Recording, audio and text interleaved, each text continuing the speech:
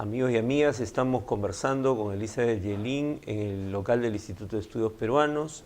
Hemos hecho memoria sobre las relaciones de Elizabeth con el Instituto de Estudios Peruanos, pero Elizabeth es además una de las más reconocidas expertas y especialistas y una persona que ha pensado mucho, ha reflexionado mucho, ha vuelto a pensar lo que pensó hace unos años sobre el tema de la memoria y las memorias.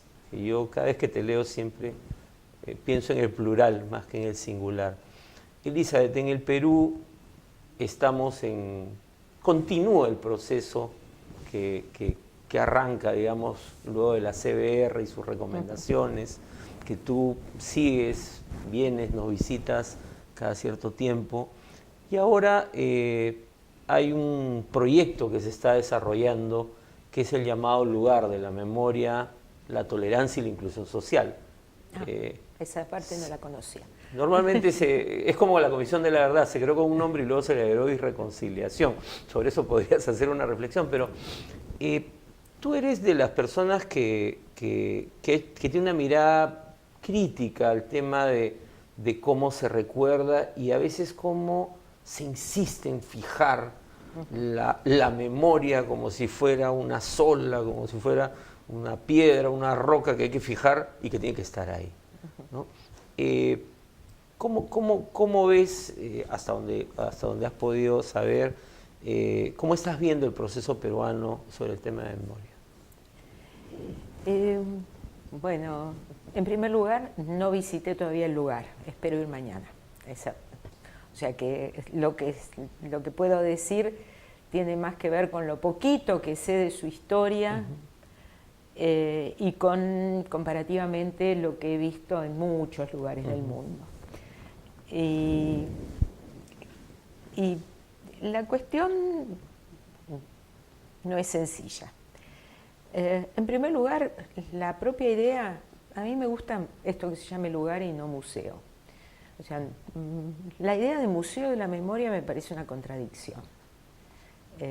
Un museo es un lugar donde hay un relato de un pasado, con los objetos que tuvieron que ver con ese pasado, y la memoria es un proceso subjetivo de recordar y olvidar y silenciar e interpretar y reinterpretar ese pasado. Uno puede decir que el museo es una manifestación de la memoria.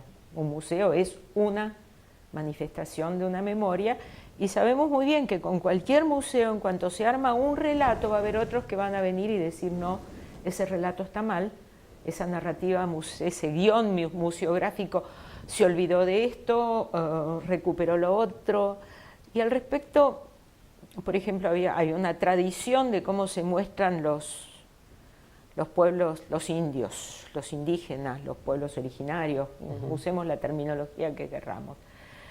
Y recuerdo una visita que hice hace unos años en el norte de Noruega, en la ciudad de Tromsø. En Tromsø había un museo etnográfico de los clásicos museos etnológicos o etnográficos, vestimenta, vivienda, todos los instrumentos, sí. El mapita de dónde estaban y qué sé yo. Bueno, ese es un museo que se hizo en los años 50 y tenía todo eso, todas esas representaciones. Pero la situación política de los pueblos originarios en Noruega cambió totalmente.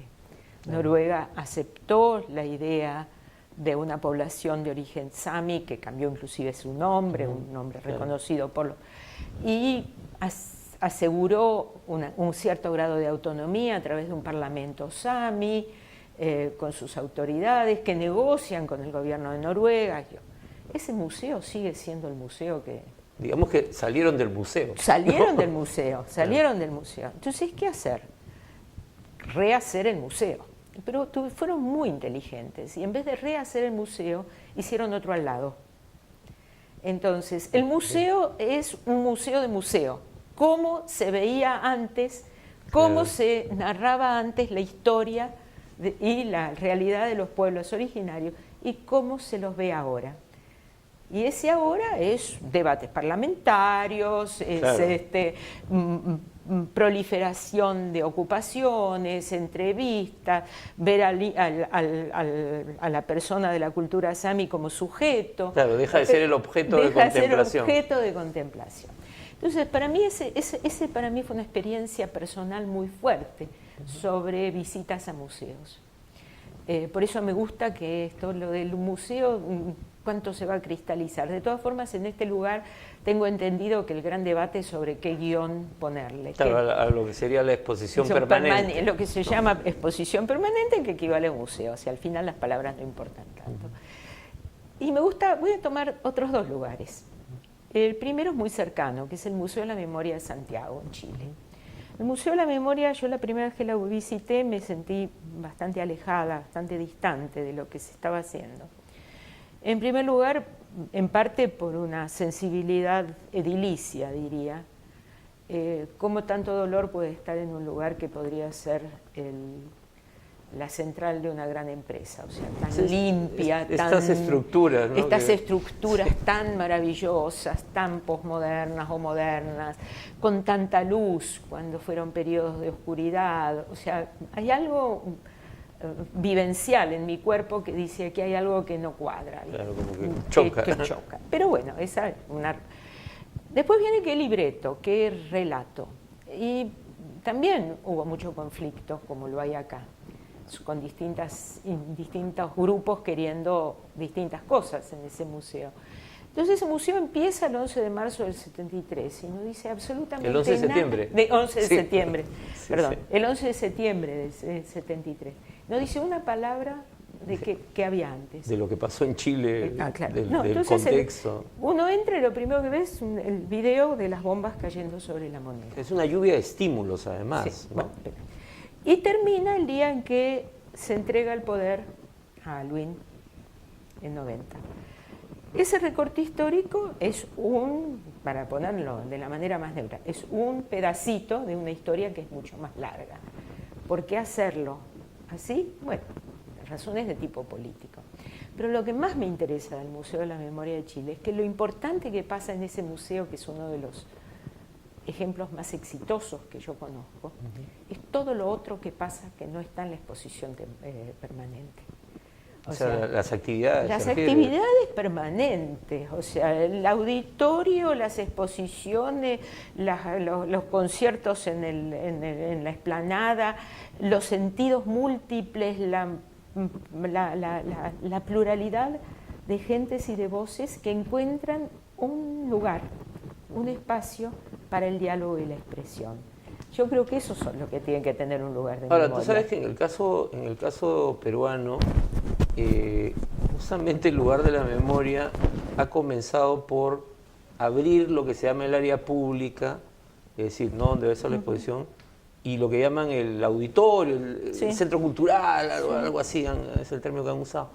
Y entonces, claro, se han empezado a proyectar películas sobre la violencia, ha habido una presentación de teatro hecha por víctimas de la violencia, por ahí algunos conversatorios, ¿no? O sea, ¿tú crees que esa vía puede ser una vía...? Esa es la vía de la parte viva.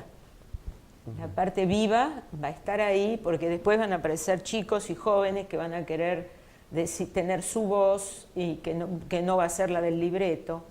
Entonces, yo creo que los libretos cuando son únicos, porque el tercer ejemplo que voy a mencionar muy brevemente es un museo que está en Ámsterdam, muy poco conocido, muy chiquito, muy secundarizado, diría, porque no es Rembrandt ni nada que se le parezca, que se llama el Museo de la Resistencia. Es un pequeño museo que está medio alejado del centro, donde habla de la resistencia durante la Segunda Guerra Mundial, supuestamente la resistencia del pueblo holandés a la ocupación nazi. Y uno entra al museo y lo primero que te ponen es una película. Te sentás y te dan una película. Y en la película te plantean la pregunta. La pregunta es, frente a la invasión nazi, ¿colaborar, resistir o sobrevivir? Y todo el museo está armado históricamente con las tres posibilidades. O sea, lo cual te centra en el dilema, en los en dilemas las opciones y que las vivieron, opciones que vivió la gente. ¿no?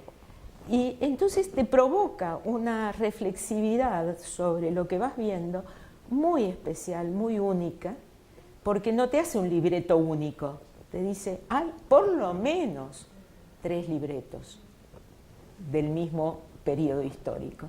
Elizabeth, te voy a pedir que hagamos un corte Sí. y vamos a hacer una última, Oh, unos 5 minutos más de entrevista para poder terminar con este tema que me parece central sobre cómo se ven a quienes vivieron la violencia.